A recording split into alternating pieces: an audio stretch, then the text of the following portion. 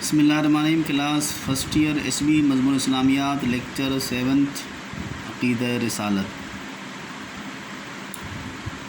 کا ٹاپک ہمارا چل رہا ہے. اس سے پہلے رسالت کے حوالے سے رسالت کے مفہوم کے حوالے سے ہم نے بات کی تھی، اور رسالت و نبوت کے حوالے سے وحی کے حوالے سے ہم نے بات کی تھی، اور پھر وحی کے حوالے سے بات کرنے کے بعد رسالت یعنی جو انبیاء کرام آئے اور رسول آئے تو ان انبیاء کرام اور رسول کی کیا کیا خصوصیات تھیں ان کا ذکر ہم نے کیا. تو اب رسالت و نبوت کا سلسلہ جو شروع ہوا تھا حضور صلی اللہ علیہ وسلم تک، یعنی آدم علیہ السلام سے لے کر پہلے پیغمبر آدم علیہ السلام تھے، دوسرے پیغمبر اس کے بعد حضرت شیس علیہ السلام بنے، اور پھر اس کے بعد حضرت نوح علیہ السلام پیغمبر بنے، اور سب سے آخر میں حضور صلی اللہ علیہ وسلم جو ہے وہ رسول بن کر آ گئے. اور اس سے پہلے جو ہے حضرت عیسیٰ علیہ السلام تھے جو ان سے پہلے پیغمبری اور رسالت و نبوت سے ان کو نوازا گیا. تو یہ جو سلسلہ شروع ہوا وہ آ کر آپ صلی اللہ علیہ وسلم تک ختم ہو گیا، اور حضور صلی اللہ علیہ وسلم آخری نبی بن کر آ گئے. تو اسی لحاظ سے آپ دیکھیں کہ حضور صلی اللہ علیہ وسلم کی جو نبوت تھی، رسالت تھی، وہ تمام دوسرے انبیاء کرام سے مختلف تھی. اسی وجہ سے حضور صلی اللہ علیہ وسلم کی رسالت کو جو خصوصیات ہیں وہ نمایاں ہیں. اسی وجہ سے آپ دیکھیں کہ اس میں ہے رسالت محمد صلی اللہ علیہ وسلم کی خصوصیات. آپ صلی اللہ علیہ وسلم کی جو رسالت تھی ان میں کیا خصوصیات تھی، وہ دوسروں سے مختلف کیوں تھی، کیسے تھی، کیا خصوصیات تھی جس کی وجہ سے وہ دوسروں سے الگ ہے. اس میں سب سے پہلی چیز ہے وہ عمومیت. سب سے پہلی چیز کیا ہے؟ عمومیت. عمومیت کا مطلب ہے کہ آپ صلی اللہ علیہ وسلم جو رسول اور پیغمبر بن کر آ گئے اور آخری رسول بن کر آ گئے تو آپ کی نبوت اور رسالت عام تھی. ان کی نبوت اور رسالت کوئی خاص نہیں تھی. پہلے جتنے بھی انبیاء اکرام آئے، رسول آئے، تو وہ اپنی خاص قوموں کی طرف آئے. ان کو ان کی قوم کی طرف بھیجا گیا، چاہے اس میں پھر حضرت عیسیٰ علیہ السلام ہو، حضرت موسیٰ علیہ السلام ہو، حضرت داؤد علیہ السلام ہو، یا حضرت نوح علیہ السلام ہو، حضرت ابراہیم علیہ السلام ہو. تو یہ جتنے بھی پیغمبر آئے ان سب کو ان کی قوم کی طرف بھیجا گیا، ہر ایک کو ان کی قوم کی طرف بھیجا گیا. تو ظاہر بات ہے جس قوم کی طرف بھیجا گیا تو وہ اسی قوم کے لیے آیا. اور اسی وجہ سے یہ بات ہے کہ وَلِكُلِّ قَوْمٍ ہَادٍ، قرآن مجید کے اندر ہے کہ ہر قوم کی طرف ہم نے ایک ہادی بھیجا ہے. تو اس لیے مگر اس کے برعکس آپ صلی اللہ علیہ وسلم کو جب بھیجا گیا تو تمام انسانوں کے لیے بھیجا گیا، پوری انسانیت کے لیے. قُلْ يَا أَيُّهَا النَّاسُ إِنِّي رَسُولُ اللَّهِ إِلَيْكُمْ جَمِيعًا، قرآن کی جو آیت ہے اس میں کہا گیا، جو آپ کے بک میں بھی ہے، کہ اے انسانوں ہم نے آپ کی طرف رسول بنا کر بھیجا ہے، سب کی طرف. اللہ کے رسول کو ہم نے بھیجا ہے سب کی طرف، تم سب کی طرف. قُلْ يَا أَيُّهَا النَّاسُ إِنِّي رَسُولُ اللَّهِ، میں رسول ہوں اللہ کا تم سب کی طرف. تو اللہ کے رسول سب کی طرف آئے، کسی خاص قوم کی طرف نہیں آئے بلکہ تمام انسانیت کے لیے آئے. تو ان کی نبوت اور رسالت عام تھی، خاص نہیں تھی.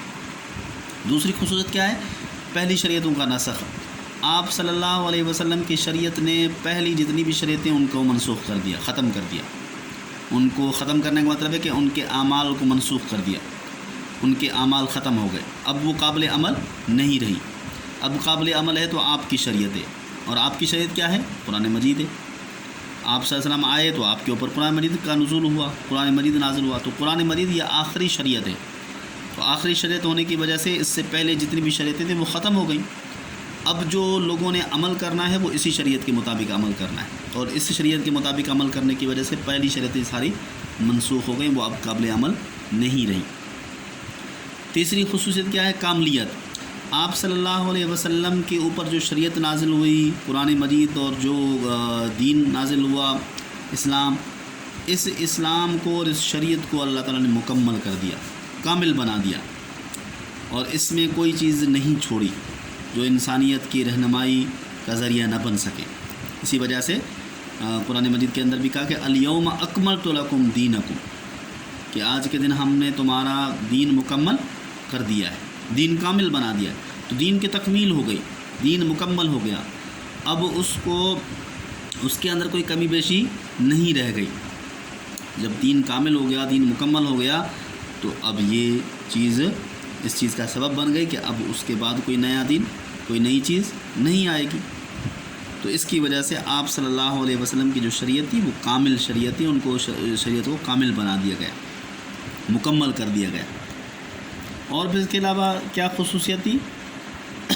چوتھے نمبر پہ کتاب اللہ کی حفاظت، یعنی قرآن مجید کی حفاظت۔ جو شریعت آپ صلی اللہ علیہ وسلم پر نازل ہوئی قرآن مجید کی شکل میں، اللہ تعالیٰ نے اس کی حفاظت کی ذمہ داری خود لی اور اس کو محفوظ رکھا، اس لیے کہ اللہ نے جو پہلی شریعتیں نازل کی تھی، تورات، زبور، انجیل، یہاں جو پہلے صحیفے تھے، ان کتابوں کی ان ذمہ داریاں وقت کے لوگوں پر تھیں، قوموں کے اوپر تھی، اور وہ قومیں اپنی کتابوں اور شریعتوں کی حفاظت نہیں کر سکی، اس میں رد و بدل کر دی۔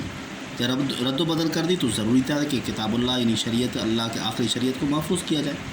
تو اسی وجہ سے اس کی ذمہ داری پھر اللہ تعالیٰ نے خود اپنے اوپر رکھی، جس کا ذکر قرآن نے بھی کیا ہے، انا نحن نزلنا الذکر و انا لہ حافظون، کہ ہم ہی اس ذکر کو نازل کرنے والے اور ہم اس کے محافظ بھی ہیں۔ اور پھر اس کے علاوہ سنت نبوی کی حفاظت، قرآن مجید کی حفاظت کے اندر اللہ کے نبی کی سنت، یعنی اللہ کے نبی کا، قرآن مجید کو سمجھانے والے کون تھے؟ اللہ کے نبی تھے۔ قرآن مجید کی تفسیر کرنے والے کون تھے؟ اللہ کے نبی تھے۔ تو جب اللہ کے نبی تھے تو اللہ کے نبی نے جو اس کی وضاحت کی اور اس کی جو تشریح کی ہے، اسی تشریح کو ہم سنت نبوی کہتے ہیں، حدیث سے تعبیر کرتے ہیں۔ تو سنت نبوی کی بھی حفاظت اللہ تعالیٰ نے کی اور اس کو بھی محفوظ رکھا۔ اللہ کے نبی کے جتنے بھی احوال ہیں، اقوال ہیں، اعمال ہیں، وہ سب محفوظ ہیں۔ تو بھی یہ بھی بہت بڑا ایک معجزہ ہے اللہ قرآن مجید کے ساتھ ساتھ سنت نبوی بھی محفوظ رہی ہے۔ تو یہ بھی خصوصیت رہی آپ صلی اللہ علیہ وسلم کی رسالت کی اور آپ صلی اللہ علیہ وسلم کی نبوت کی۔ پھر چھٹی چیز کیا ہے؟ جامعیت۔ جامعیت کا مطلب کیا ہے؟ کہ اللہ تعالیٰ نے آپ صلی اللہ علیہ وسلم کی شریعت کو جامع بنا دیا، اور اس میں وہ سارے پہلو جو تمام پہلے انبیاء کرام کے اندر الگ الگ تھے، ان سب کو یکجا کر دیا آپ صلی اللہ علیہ وسلم کی رسالت و نبوت کے حوالے سے۔ اب پہلے جتنے بھی انبیاء کرام تھے ان میں جو احکامات تھے وہ مختلف تھے، یعنی مختلف یعنی الگ الگ قوموں کے لیے کچھ احکامات تھے۔ کسی قوم کے اندر یعنی کسی وقت کے اندر ایک حکم ہے تو دوسرے وقت کے اندر وہ حکم نہیں ہے، کسی کے لیے ایک چیز جائز ہے تو دوسرے کے لیے وہ جائز نہیں ہے۔ تو اس طرح سے الگ، مگر ان تمام احکامات کے مختلف ہونے کی وجہ سے اللہ کے رسول کو جامع کر دیا، اللہ کے رسول کی شریعت کو جامع بنا دیا۔ وہ سارے احکامات جو مختلف تھے ان سب کو یکجا کر کے نچوڑ بنا کر اس شریعت کے اندر شامل کر دیا۔ تو اسی وجہ سے اس کو جامع کہا گیا، اور یہ ہر دور کے حساب سے ہے۔ آپ صلی اللہ علیہ وسلم کی رسالت اور آپ صلی اللہ علیہ وسلم کے اوپر جو شریعت نازل ہوئی وہ ہر دور کے حساب سے انسان اس پہ ہر دور کے اندر عمل کر سکتا ہے، اسی وجہ سے اس کو جامع کہا گیا۔ تو یہ آپ صلی اللہ علیہ وسلم کی یعنی خصوصیات تھی جس کی وجہ سے آپ صلی اللہ علیہ وسلم کو، اور اس کے علاوہ آخری چیز ہے 7ویں نمبر پہ ہمہ گیری۔ ہمہ گیری کا مطلب کیا ہے؟ یعنی عملی طور پر کر کے دکھانا، یعنی آپ صلی اللہ علیہ وسلم پر جو شریعت نازل ہوئی اور اللہ تعالیٰ نے جو آپ صلی اللہ علیہ وسلم کو پیغام دیا قرآن مجید کی شکل میں، وہ صرف نظر ہی نہیں تھا، یعنی تھیوری نہیں تھی کہ صرف وہ ہدایات دے دی، نہیں، بلکہ آپ صلی اللہ علیہ وسلم نے اس پر عمل کر کے دکھا دیا، عمل کیا، کام کیا، اس کے مطابق، اسی کے مطابق عمل کر کے دکھا دیا۔ تو یہ نظری نہیں تھی، صرف عملی تھی، کہ نظری کے ساتھ ساتھ عملی طور پر اللہ کے نبی نے وہ کام کر کے دیا۔ اور 8ویں خصوصیت ختم نبوت۔ ختم نبوت یعنی آپ صلی اللہ علیہ وسلم کا آخری رسول بن کر آ جانا۔ تو یہ ختم نبوت ایک عقیدے کے لحاظ سے بھی خصوصیت بھی ہے، اور دوسرا عقیدے کے لحاظ سے بھی ہے کہ آپ صلی اللہ علیہ وسلم کے آخری رسول سمجھنا اور ماننا، کہ جو انبیاء کرام کا سلسلہ شروع ہوا آدم علیہ السلام سے، وہ آ کر اللہ کے نبی پر ختم ہو گیا، اور آپ صلی اللہ علیہ وسلم اللہ کے آخری رسول بن کر آ گیا، اور اب کہ آپ صلی اللہ علیہ وسلم کے بعد اب کوئی نیا نبی، کوئی نیا رسول نہیں آئے گا۔ تو یہ عقیدہ ختم نبوت کہلاتا ہے، اور اس کے اوپر عقیدہ رکھنا یہ ہم سب کے ایمان میں سے ہے کہ ہم سب اللہ کے رسول کو آخری رسول مانیں اور سمجھیں، اور یہ سمجھیں کہ اب ان کے بعد کوئی نیا نبی، کوئی نیا رسول نہیں آئے گا۔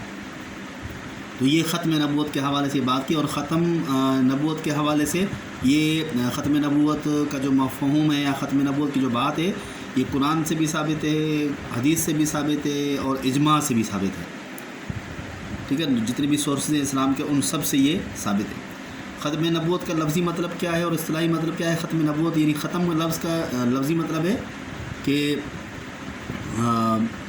مہر لگانا، لفظی مطلب ہے مہر لگانا، اور اصطلاحی مطلب یہ ہے کہ آپ صلی اللہ علیہ وسلم کو آخری رسول بنا کر مہر لگا کر بھیج دیا گیا، کہ جو نبوت کا سلسلہ شروع ہوا تو آپ اس کے اوپر مہر بن کر آ گئے، انہوں نے آ کر مہر لگا دی، اب کوئی جو ہے نئی چیز نہیں ہوگی۔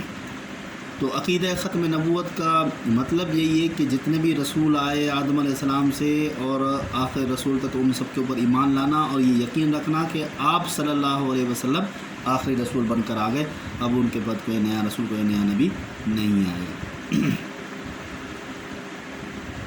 اور پھر اس کے علاوہ قرآن مجید کے اندر بھی آپ دیکھیں کہ جو آیت ہے ما کان محمد نبا احد من رجالکم، کہ محمد صلی اللہ علیہ وسلم تم میں سے کسی کے باپ نہیں ہے لیکن وہ اللہ کے رسول ہے اور آخر نبی ہے۔ اس کے علاوہ جو الیوم اکملت لکم دینکم واتممت علیکم نعمتی، کہ آج کے دن میں نے تم پر اپنا دین مکمل کر دیا اور تمہارے دین اسلام کو پسند کر لیا۔ یہ جو آیات ہیں یہ آیات اسی طرف اشارہ کر رہی ہیں کہ آپ سلم آخر رسول بن کر آ گئے اور آپ کے اوپر جو شریعت نازل ہو گئی وہ کامل ہے، مکمل کر دی گئی، اب ان کے بعد کوئی نیا رسول کوئی نئی شریعت نازل نہیں ہوگی۔ تو یہ جو چیز ہے عقیدہ ختم نبوت کے حوالے سے اور ختم، پھر آپ وسلم نے خود اس کی مثال بھی دی کہ انا خاتم النبیین، میں آخر نبی ہوں، میں لا نبی بعدی، میرے بعد کوئی نبی نہیں آئے گا۔ پھر اس کے علاوہ ایک اور مثال دی آپ وسلم نے کہ میرے آنے کی مثال ایسی ہے جیسے کسی ایک شخص نے خوبصورت عمارت بنائی اور اس میں ایک اینٹ کی جگہ خالی چھوڑ دی، تو آپ وسلم نے فرمایا وہ خالی اینٹ میں ہے، آپ وسلم وہ آخری اینٹ بن کر آ گئے اور آپ کے آنے سے وہ عمارت مکمل ہو گئی۔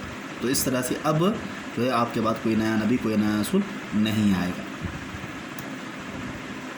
اور پھر اس کے علاوہ دوسری جتنے بھی یعنی چیزیں تھیں نبوت کے حوالے سے، ختم نبوت کے حوالے سے، کہ جیسے کامل دین آپ وسلم پر جو دین نازل ہوا وہ کامل ہوا، اب اس میں کوئی نئی چیز شامل ہونے کی ضرورت نہیں ہے، جب نئی چیز شامل ہونے کی ضرورت نہیں ہے تو پھر اس کا مطلب یہ ہے کہ دین مکمل ہو گیا، اب اس میں یعنی وہی دین جو ہے وہ آخری کامل ہے۔ اسی طرح سے کتاب کی حفاظت، کتاب اللہ کی حفاظت پہلے قوموں نے نہیں کی تو اللہ تعالیٰ نے اس کے بعد خود لے لی اور اس کو محفوظ بھی رکھا، تو اس طرح سے وہ جو اسباب تھے وہ سارے ختم ہو گئے، نئے رسول اور نئے پیغمبر آنے کے اسباب جو تھے وہ سارے ختم ہو گئے۔ اس کا مطلب ہے اللہ کے رسول آخر رسول بن کر آ گئے، اب ان کے بعد کوئی نیا نبی کوئی نیا نہیں بن کر آئے۔ تو یہ ختم نبوت کے حوالے سے بات ہے، اس کا ذکر ہم نے کیا اور دوسرا ٹاپک بھی ہمارا مکمل ہو گیا۔ اگلے لیکچر میں ہم تیسرا ٹاپک شروع کریں گے، تیسرا عقیدہ بنیادی، اور وہ ہے آسمانی کتابوں پر ایمان لانا۔ امید ہے یہ آپ کو سمجھ آ گیا ہوگا۔ شکریہ۔